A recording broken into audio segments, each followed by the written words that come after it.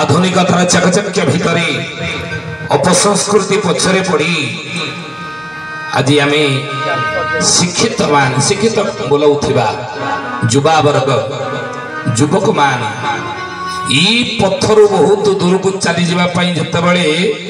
प्रयास करिसंती काहेकि वृद्धाश्रम गुड़िक सब खोली कौन पाई तो युवा वर्ग माने पुओ माने निजर उत्तरदायित्व को आज भूली जहाँकि आलोचना करुले मुझे बस शुणुली बोले आउ कि मोर शुणा इच्छा था कहीं ना से बड़ ज्ञान मो भीतर ना अनुभवर ज्ञान मो भीतर ना हे तो मुझे पढ़ी थी पारे अनेक शास्त्र पुराण पढ़ी आपन को शुणु थी पारे प्रवचन माध्यम टीवी पर्दा माध्यम किंतु अनुभव बयस द्वारा ही मिलता